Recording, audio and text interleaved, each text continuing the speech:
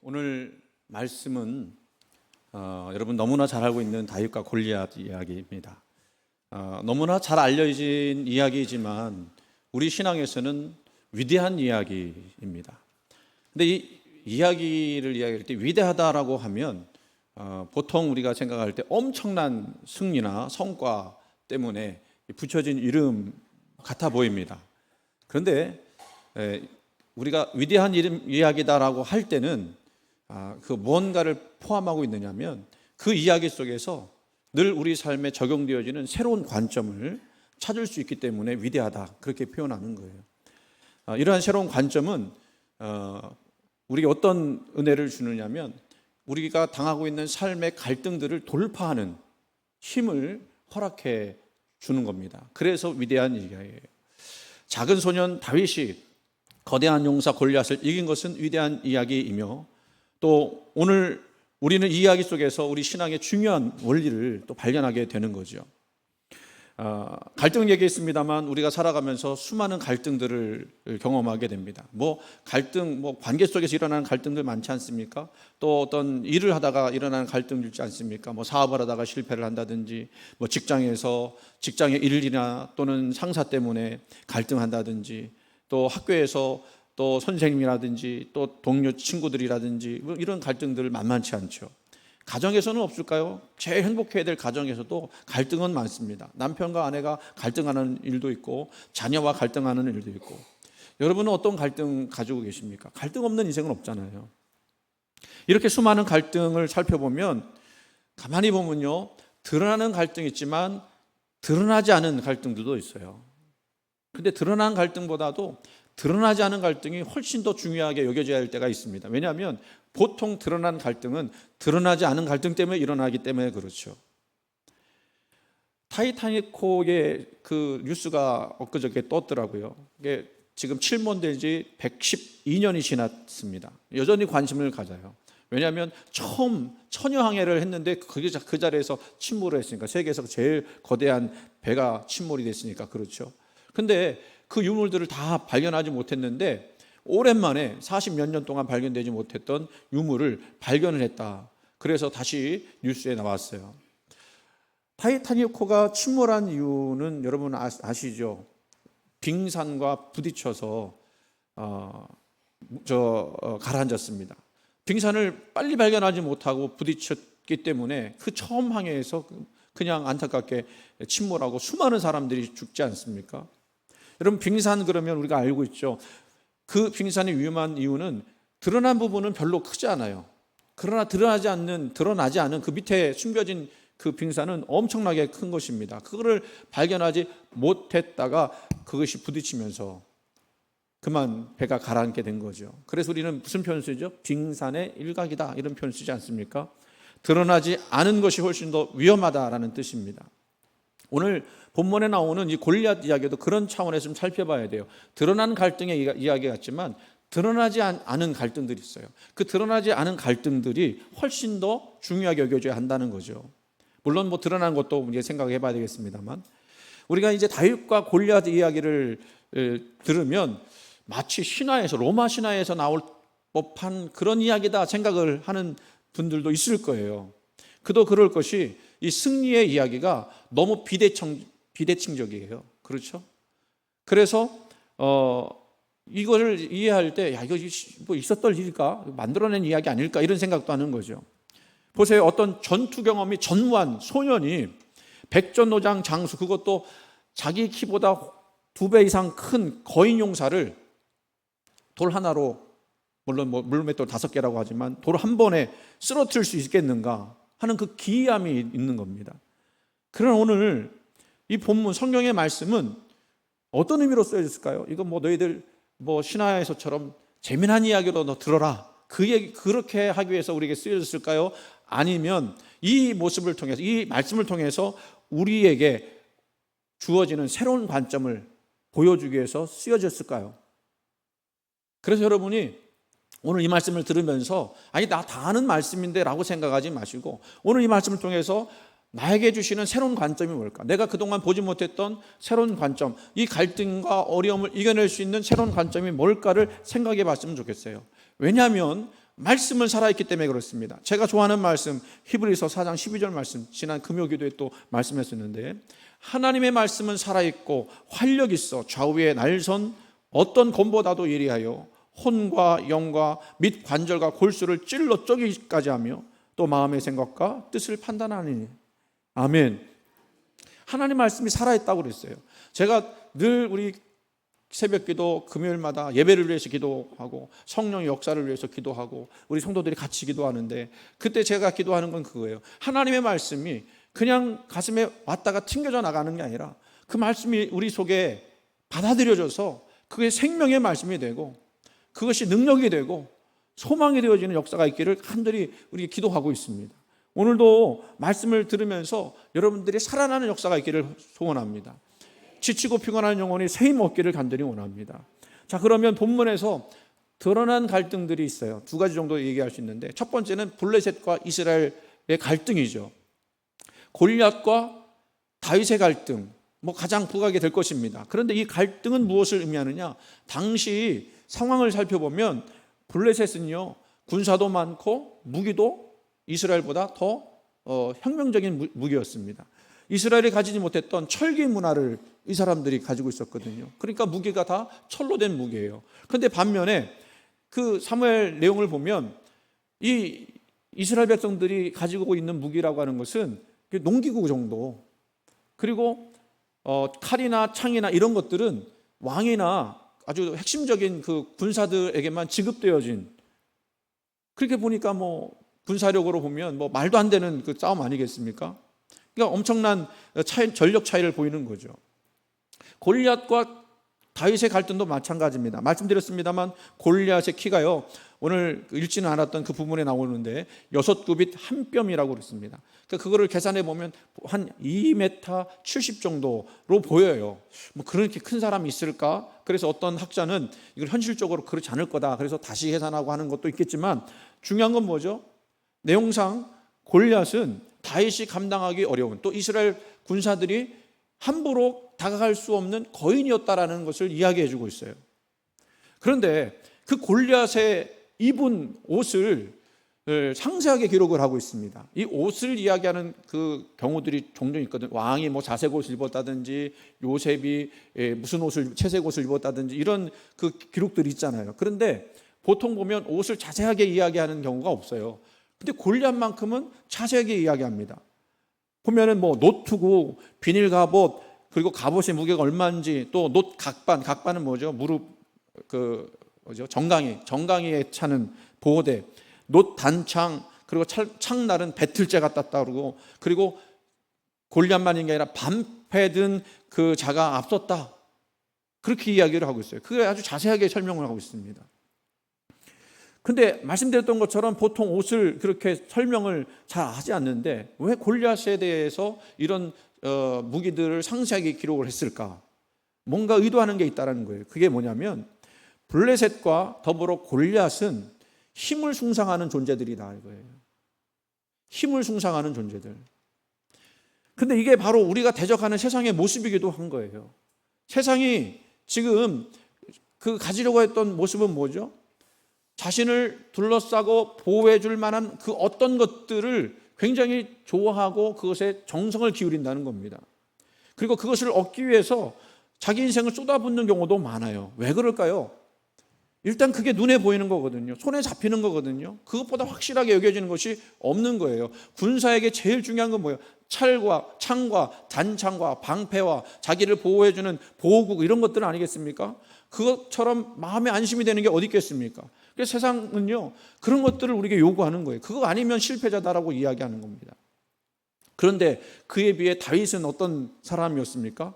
보잘것없는 목동 출신, 10대에서 20대로 넘어가는 그 사이에 나이 있을 것 같고요.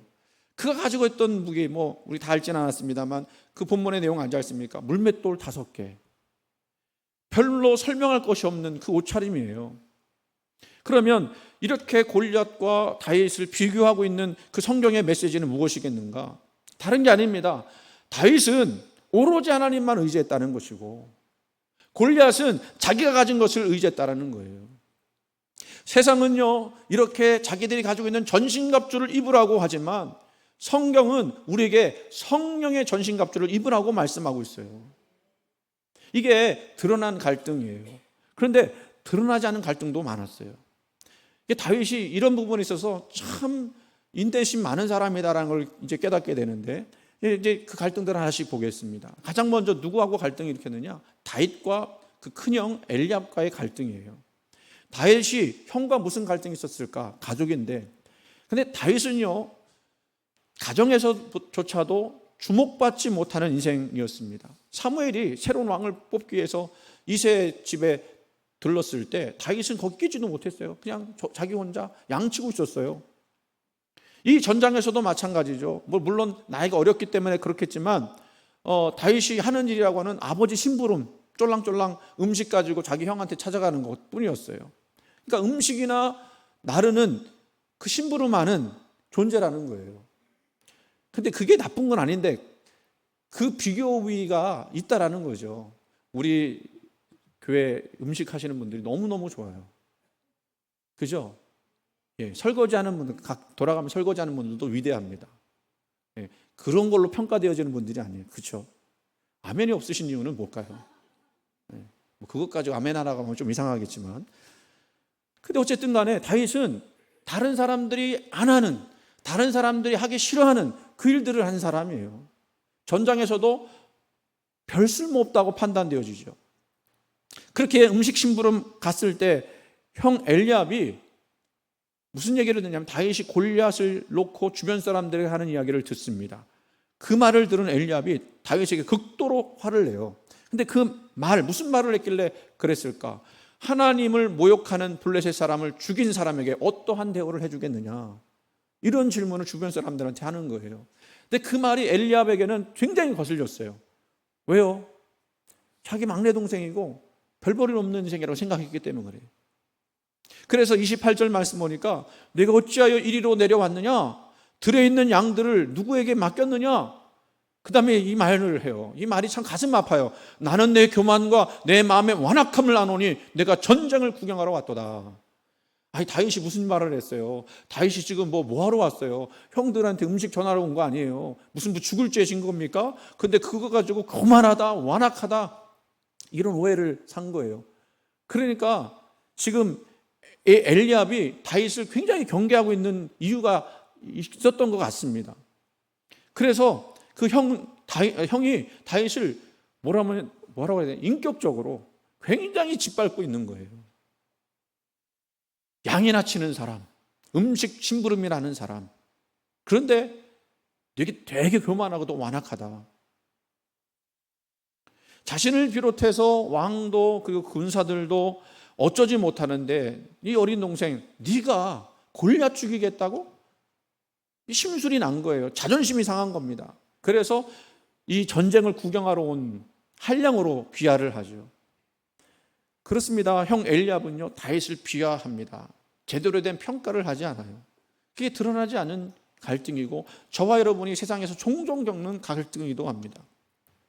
이런 비하는 이 골리앗을 만났을 때도 마찬가지였죠. 골리앗이 자기를 향하여 오는 다윗을 보고 뭐라고 했습니까? 41절 말씀 보면 골리앗이 다윗을 보고 업신여겼다 그래요. 업신여겼다. 그리고 막대기 가지고 노는 어린애라고 그렇게 표현을 해요. 참 자존심 상하는 일이죠. 그러니까 다윗은요, 그동안 보이지 않지만 계속 비교당하고 비하당하고 그리고 욕을 먹는 인생이었어요. 어디서조차도 주목받지 못한 인생이었습니다. 여러분도 경험해 보셨지만, 그리고 그런 일을 지금도 당하고 있는 분도 있을지 모르겠지만, 누군가에게 비교당하는 것처럼 마음 상하는 일, 자존심 상하는 일은 없죠.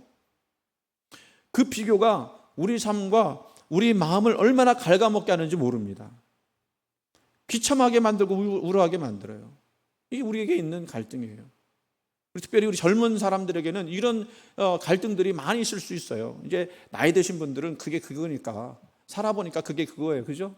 근데 젊은이들은 뭔가에 굉장히 민감해하고 뭔가에 굉장히 반응을 많이 하는데, 누구보다 자기 얼굴이 좀 못생긴 것 같으면 자기는 세상에서 제일 못생긴 사람이 되는 거예요. 누구보다 조금 못하게 된 거 있으면 자기가 제일 불행한 거예요. 이런 비교 문화가 우리 가운데 얼마나 많은지 몰라요. 여기서 우리가 일어나야 되는 거죠. 또 다윗과 사울 왕과의 드러나지 않은 갈등도 있습니다. 골리앗을 만나기 전에 사울 왕을 만나지 않습니까? 사울 왕과 별 무슨 갈등이 없어 보일 것 같은데 그 본문 자체가 주는 갈등의 내용들이 있어요. 그 만남 밑에 흐르는 영적 긴장이 있다는 것입니다. 사울 왕이요, 다윗이 하는 얘기를 전해 듣고 다윗을 부르죠. 그리고 본문을 잘 살펴보면 다윗이 뭐라고 하느냐, 32절 말씀. 다윗이 사울에게 말하되 그로 말미암아 사람이 낙담하지 말 것이라 주의 종이 가서 저 블레셋 사람과 싸우리다 하니. 여러분, 다윗이 하는 말 막 낙담하지 마세요. 내가 가서 싸우겠습니다. 야, 여러분, 이것처럼 믿음의 말, 소망의 말이 어디 있겠습니까? 그렇죠. 그런데 가만히 생각해 보세요. 이 말을 이 사울 왕과 다윗 중에 누가 해야 맞는 거겠어요? 사울 왕이 해야 맞는 거예요. 근데 만남의 내용들, 그 대화를 다 기록하지 않았는지는 모르겠습니다만 사울 왕을 딱 만났을 때 사울이 먼저 말을 하는 게 아니라 다윗이 먼저 이 말을 해요. 그 얘기는 무슨 얘기냐면 지금 이 영적 주도권을 사울이 가진 것이 아니라 다윗이 가지고 있다는 것입니다. 아직 어린 다윗이지만 믿음의 영적 권세, 세상을 이기는 실질적인 왕권 역시 다윗에게 있다는 것을 본문이 은근히 드러내고 있는 거예요. 여러분, 우리가 이 세상 이 갈등과 이 어려움 속에서 이것을 이겨내고 극복할 수 있는 비결은 바로 이 영적 권세를 가지는 것인 줄 믿으시기 바랍니다. 그런데요, 사울 왕이 그 얘기 쭉 들어요. 내가 가서 싸우겠습니다. 낙담하지 마십시오. 그랬을 때 사울 역시 다윗을 낮춰 생각합니다. 33절 말씀 볼게요. 사울이 다윗에게 이르되 내가 가서 저 블레셋 사람과 싸울 수 없으리니 너는 소년이요 그는 어려서부터 용사임이니라. 비교 또 하고 있죠. 너 싸우지 못할 거야. 왜냐하면 너는 소년이잖아. 그리고 저 사람은 원래부터 용사야. 근데 네가 어떻게 가서 싸우겠어? 라고 이야기하는 거죠. 이게 갈등인 거예요. 그러니까 여러분, 다윗을 가만 보세요. 다윗을 둘러싼 모든 환경과 모든 사람들이 다윗을 비하하고 낮춰 부르고 비교했습니다. 업신여겼습니다. 할 수 없다고 말했습니다. 이 정도 되면요, 아유 그냥 그러겠네요. 아니, 나 같은 사람이 뭘 하겠습니까? 라고 물러설 만한도 하지요. 그런데 다윗은요, 그러지 않았어요. 이 모든 것들을 극복하고 이겨냈습니다. 자, 지금 다윗과 관련한 갈등을 보았습니다만 여러분 보세요. 드러난 갈등이 더 큰 문제였을까요? 드러나지 않은 내면에서 싸우는 그 갈등이 훨씬 더 컸겠습니까? 뭐 둘 다 문제겠지만 제가 볼 때는 이 비교, 비하, 할 수 없다, 이런 내면의 소리들, 이런 그 갈등들이 훨씬 더 문제가 될 수 있었다는 거예요. 왜냐하면 승리하는 데 그 기반이 되어 있지 않으니까. 그러면 여러분, 오늘 저와 여러분이 삶에서 당하는 어떤 어려움들, 어떤 문제들을 놓고 우리가 그것을 극복하고 이겨내려고 할 때 이 다윗에게서 뭘 보이고 바랄 수 있을까? 세 가지 정도로 한번 생각해 봤어요. 첫 번째는요, 다윗은요, 하나님의 시각에서 모든 걸 바라봤습니다. 그 하나님의 시각에서 본 다윗의 내용은 뭐냐면, 그가 본 것은 뭐냐면요, 하나님이 살아계시다라는 거예요. 다윗이 첫 번째 승리한 비결, 하나님의 시각에서 바라봤는데 사울 왕과 블레셋, 그리고 사울 왕과 그 부하들, 그 사람들은 뭐만 봤느냐면 힘과 힘의 대결로 봤어요. 무기와 무기의 대결로 봤어요. 군사의 수와 군사의 수로 보았습니다. 근데요, 다윗은요, 그 거대한 골리앗을 앞에 놓고도 골리앗 본 게 아니라 하나님을 바라봤어요. 그게 차이입니다. 결정적 차이입니다. 그렇게 다윗은 그런 물리적인 것이 전혀 보이지 않을 수밖에 없었어요. 왜? 다윗에게 보인 것은요, 할례받지 않은 자의 군대가 아니라 살아계신 하나님이 보였던 거죠. 그러면 누가 이기겠습니까? 당연히 살아계신 하나님 이기게 되는 거예요. 그래서 36절 다윗의 고백을 한번 읽어보겠습니다. 같이 읽어보겠습니다. 시작. 주의 종이 사자와 곰도 쳤은즉 살아계시는 하나님의 군대를 모욕한 이 할례받지 않은 블레셋 사람이니까 그가 그 짐승의 하나와 같이 되리라. 아멘. 아멘. 여러분, 어떻게 이렇게 볼 수 있을까요? 다른 사람들이 다 기가 죽어서 골리앗만 봐도 기가 죽는 거예요. 다 구덩이에 숨었고 구멍에 숨고 나오지를 못했어요. 그런데 다윗은 어떻게 이럴 수 있었을까요? 그건 다른 게 아닙니다. 다윗의 인생에서 격정적으로 경험한 하나님이 계신데 그 하나님은 죽은 하나님이 아니라 지금도 여기서 살아계시는 하나님이었어요. 그러니까 다윗은 늘 살아계신 하나님을 경험한 사람이었다는 겁니다. 그 다윗이 사울 앞에서 짧은 신앙 간증을 해요. 하나님의 계심을 증거합니다. 사자와 곰에게서 나를 건져주신 분이 바로 살아계신 하나님이었다라고 이야기해요. 그러면서 뭐라고 하죠? 블레셋 저 사람은 골리앗이라고도 하지 않아요. 다윗도 이 골리앗을 골리앗이라고 부르지 않고 낮춰 불러요. 블레셋 사람이다. 그렇게 이야기하는데 그 블레셋 사람이 그 짐승 하나와 같이 될 거다. 그 말씀이 37절 말씀이에요. 이것도 같이 한번 읽어볼까요? 37절 또 다윗이 이르되 여호와께서 나를 사자의 발톱과 곰의 발톱에서 건져내었은즉 나를 이 블레셋 사람의 손에서도 건져내시리다. 아멘. 지금 간증한 거예요. 지금 사울 왕한테 내가 짧은 인생 살았어요. 나 목동하는 일, 별 볼 일 없는 일이었어요. 하지만 그 속에서 뭘 경험했느냐면 사자의 발톱과 곰의 발톱에서 건져주시는 하나님을 내가 만났습니다. 그러니 저 블레셋 사람도 그 짐승과 같이 될 것입니다. 그 얼마나 놀라운 고백입니까? 이런 고백이 저와 여러분에게 있기를 바라요. 그런데 이 고백을 들은 사울은 무엇이라고 말합니까? 바로 그 뒤에 말씀, 가라 여호와께서 너와 함께 계시기를 원하노라. 참 좋은 말이죠. 그죠? 여러분 예배 끝나고 축도할 때 이 축도는 무슨 내용이냐면 가라 여호와께서 너와 함께 계시다. 이런 뜻이에요. 그리고 우리 축도를 굉장히 중요하게 여겨야 됩니다. 그 축도를 꼭 받으셔야 합니다. 그런데 이 듣기 좋은 말인데 가만히 생각해 보세요. 지금 사울의 마음에는 이것이 믿음으로 고백한 것이겠습니까? 아니면 듣기 좋으라고 한 얘기가 있어요. 그동안 사울 왕의 행태를 보면 그냥 듣기 좋은 말로 한 거예요.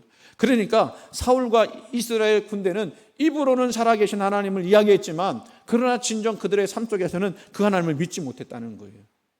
근데 그게 오늘 저와 여러분의 모습일 수 있다는 것입니다.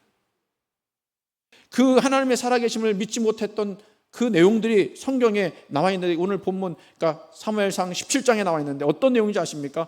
두려움, 낙담, 물러남, 흩어짐, 숨음, 책임 전가 등등이었어요. 다시 한번 볼게요. 두려움, 낙담, 물러남, 흩어짐, 숨음, 그리고 책임 전가. 여러분 아무리 이스라엘 군대가 아무리 많아도 이런 마음 갖고 있다면 이런 행태들을 보인다면 이길 수 있었겠습니까? 이 모든 것들이 어디서 나온 거예요? 살아계시는 하나님을 실질적으로 믿지 못하는 데서부터 나온 거예요. 그러나 그렇게 다 믿음 없는 상황 속에서도 딱 한 사람 믿음을 가진 사람이 있었으니 그 사람이 바로 다윗이라는 거죠. 그 사람이 이 전쟁의 흐름을 바꿔놔요. 이 전쟁에서 승리합니다. 무엇을 말해주죠?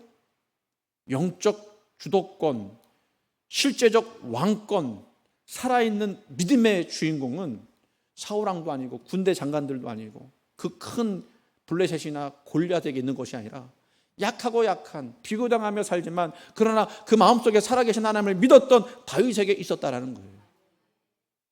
여러분 오늘 제목을 한번 보세요. 제목이 뭐라고 되어 있습니까? 삶이 믿음을 증거합니까? 여러분의 삶이 이 믿음 증거하실 수 있습니까? 그렇게 되기를 간절히 원합니다. 두 번째는요.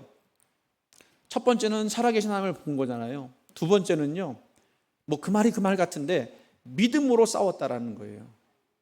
이거를 조금 짧은 말로 하면 중꺾 밑 이렇게 얘기했어요. 중요한 것은 꺾이지 않는 믿음이다. 예. 중요한 것은 꺾이지 않는 믿음이다. 그 믿음은 어떤 믿음이었느냐면요. 건져내시리라는 믿음이에요. 사울이 다윗에게 뭐라고 했댔습니까? 너는 저 블레셋 사람과 싸울 수 없다. 너는 소년이다. 그랬을 때 다윗이 사울에게 한 말이에요. 37절 아까 읽었습니다만 다시 한번 읽어볼게요. 또 다윗이 이르되 여호와께서 나를 사자의 발톱과 곰의 발톱에서 건져내셨은즉 나를 이 블레셋 사람의 손에서도 건져내시리라. 아멘.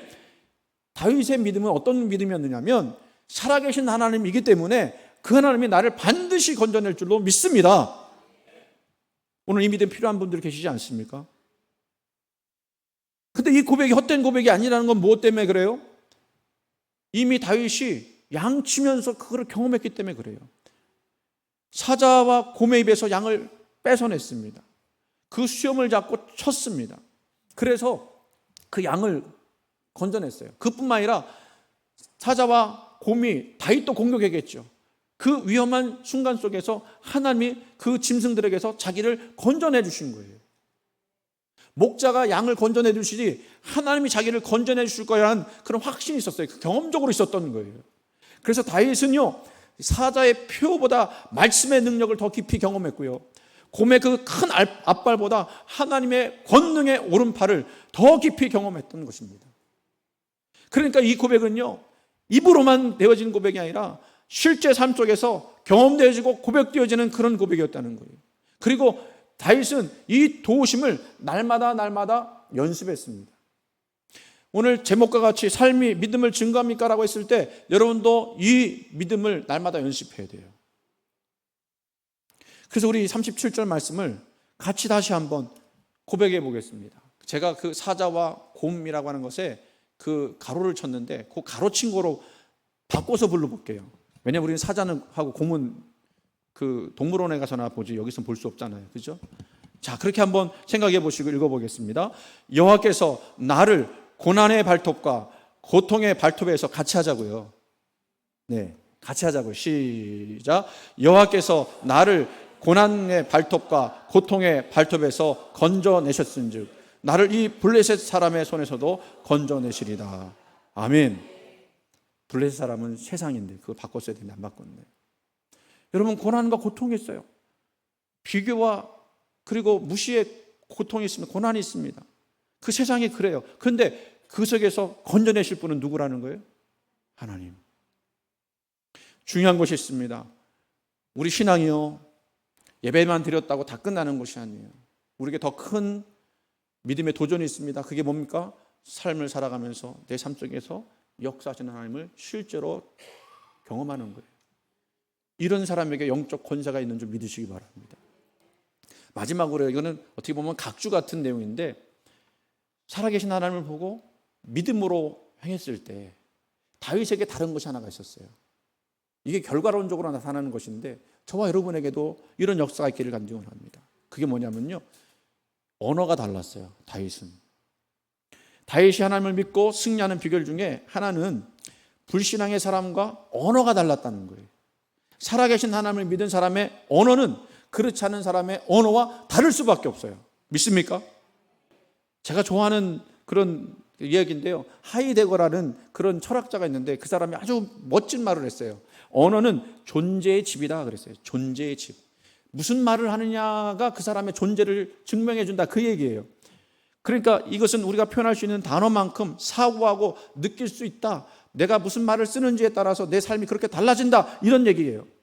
그런데 또 다른 말을 한 사람이 있어요. 다른 말, 완전 반대되는 말. 프랑스의 정치가, 18세기 프랑스 정치가 탈레랑이라는 사람은 이런 말을 했습니다. 말은 생각하는 것을 속이기 위해 인간에게 주어진 것이다.